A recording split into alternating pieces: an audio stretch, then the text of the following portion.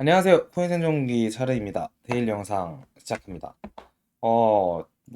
이제 뉴스나 자료 이런 것들이 거의 저 유튜브 시작하고 역대급으로 없는 것 같아요. 옛날에 FTX 이후로도, 루나 사태 때도 그렇고, FTX 이후로도 그렇고, 횡보 기간이 좀 있었는데, 그때보다 없습니다. 사실. 그래서 그게 시장 심리를 참 반영하는 것 같습니다. 처음에 나온 자료에 하면은, 아르헨티나 대통령이 이제 리브라 토큰 스캔들 사기 혐의로 기소됐다. 아르헨티나가 또 밈코인을 찍었잖아요. 그래서 리브라 차트가 이렇게 돼서 그냥 개박살 난 거고. 그리고 한 달 동안 러브풀 5개 있었는데, 미국 대통령 도널드 트럼프 코인, 그리고 퍼스트 레이디 멜라니 트럼프, 바이낸스 창립자가 이제 했던 TST, 테스트 토큰이죠. BNB 체인에. 그리고 아프리카 공화국 대통령의 CAR, 그리고 아르헨티나 대통령의 리브라. 이렇게 5개가 그동안 있었는데, 무라드라고 저번에 싱가포르 토큰 2049에서 발표했던 유명인이 있어요.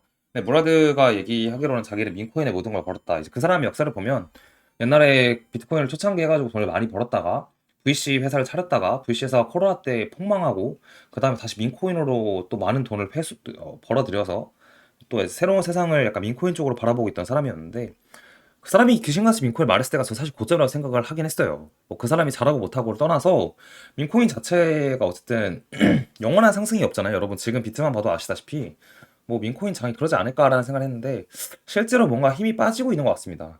민코인이 빠지고 나서 이제 다른 유틸리티 토큰이 기존에 상장돼 있는 대부분의 토큰 으로 자금이 들어올 줄 알았는데, 일단 그건 아닌 것 같고, 차트 보면서 여러 가지 얘기를 좀 나눠보는 게 좋지 않을까 합니다. 차트를 바로 보도록 할게요. 네, 여러분 비트 차트 함께 보고 계신데, 일봉상 보면 이 주황색 선은 지속적으로 중요하다고 얘기 드리고 있는데, 아마 제가 볼 때는 일단 있었던 꼬리들을 이 꼬리를 메운 게 요 꼬리고, 요 꼬리를 메운 건 사실 여기라고 볼 수는 좀 없는 것 같아요. 93K 정도까지는 빠지는 게 가능성이 높아 보이고, 많이 빠지면 92K 초중반까지 빠졌다가 다시 불반등하는 그러한 시나리오를 그리고 있습니다. 리퀴데이션 맵을 참고를 참 많이 하고 있는데, 작년부터 생각보다 잘 맞아요. 그러니까 청산 맵인 거죠. 청산 맵이 위로도 있고 아래도 있습니다. 이게 단기 청산, 장기 청산을 또 보면 각각 다른데, 장기 청산 구역에서 이 10만 8천 달러 부근의 장기 청산이 많아요. 쉽게 보면은 제가 그 자료를 보여드릴 수는 없을 것 같고, 보시면 우리가 요 구간 24년 3월 달부터 이제 10월 오르기 전까지, 11월 오르기 전까지 횡보를 했잖아요. 근데 이 구간에도 사실 이 7만 3천 대의 청산이 되게 많이 있었거든요. 이렇게. 근데 이거를 7개월 횡보하고 오를 때 청산이 되면서 아직까지 다시 오지 않은 가격이죠. 13K 때는. 그죠? 80K조차 오지 않았으니까. 지금도 사실 10만 8천, 10만 9천 구간에 청산 맵이 많이 모여져 있습니다. 그래서 이게 여러분들도 무슨 생각하시는지 저도 알아요. 당연히 가격이 떨어져 있으면 안 오를 것 같고, 올라 있으면 안 떨어질 것 같아요. 그런 사람의 심리가 작용을 하는 건데, 여러분들도 안 오를 거라고 생각하고 희망을 많이 잃은 것도 저도 많이 듣고, 저도 상담 아닌 상담도 많이 듣고, 심지어 이더나 솔라나 이런 거 보면은 그냥 좋을 때는 안 떨어질 것 같지만 또 떨어지기로 시작한 곳부터는 거의 많이 떨어졌죠. 그래서 다들 암울해하고 약간 여러 가지 스트레스를 받고 있는 거를 충분히 공감하고 있습니다. 일단 알고 있는 상황이고.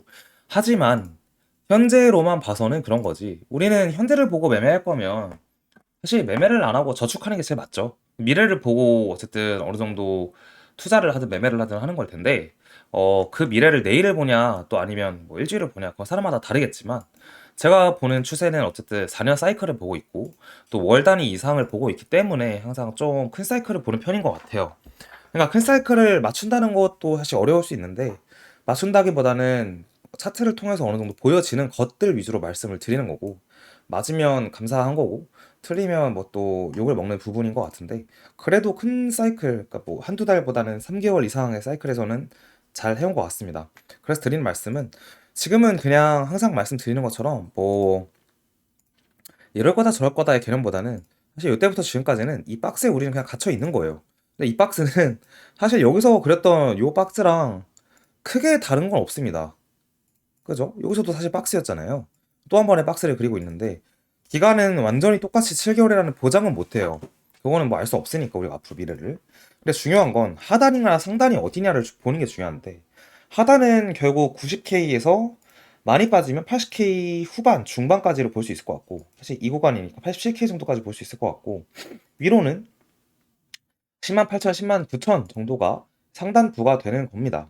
그래서 그냥 딱 그 중간에 지금 거의 있는 상황이라 여기서는 액션이 어떻게 나오느냐에 따라서 대응을 하는 게 중요한 것 같고, 그 액션이라 함은 주황색을 찍고 반등하냐, 92K 중후반, 그리고 보라색을 뚫어내냐, 이게 10만 달러 정도가 이제 되는 것 같은데, 이거를 뚫어내냐에 따라서 올라갈 거다, 아니면 여기를 찍었으니까 반등할 거다, 혹은 이게 뚫리면 조금 더 떨어질 거다로 판단을 하는 게 가장 좋아 보입니다.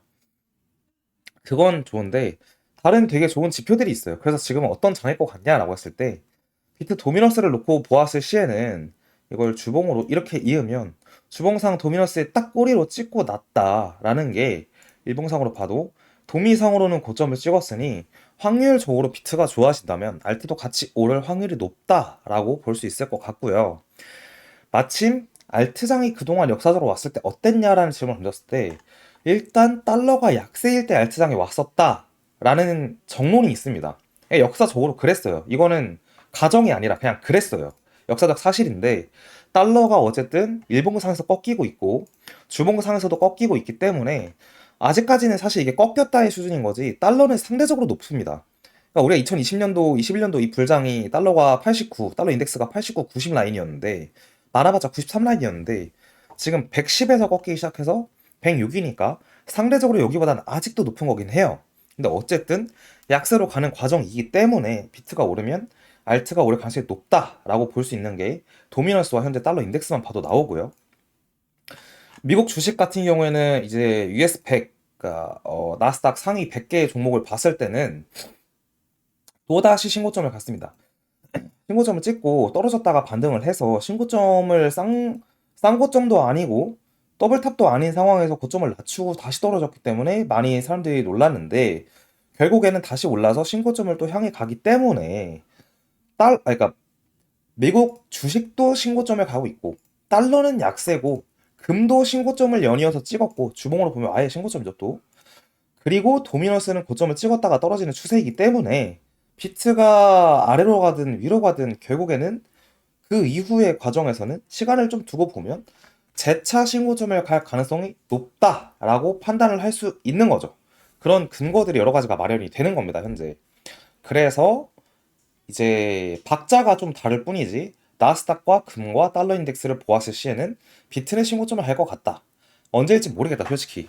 월봉으로 보면 이번 달 월봉이 아직 많이 남았지만, 사실 11월 한 달 오르고 올랐다가 내렸다가 올랐다가 내렸다가 내렸다가 올랐다가 그냥 별 지랄을 하고 있는 상황인 거고, 이거를 월봉이긴 한데 일봉이라고 가정하면 사실 매수하기 좋은 자리거든요. 그러니까 이렇게 올랐다가 바로 뒤져버리면 힘들어요, 사실 사람들이. 이것도 힘들어요, 여러분.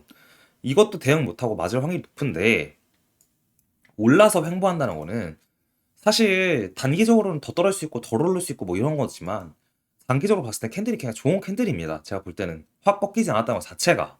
그래서 비트는 뭐 다음 달 정도 혹은 다다음 달 정도의 신고점을 충분히 갈 가능성이 높다라고 보고 있는 상황인 겁니다. 그래서 그럼 비트가 신고점을 갈 것 같은데 알트가 어떨 것 같나는 질문을 하실 거 아니에요.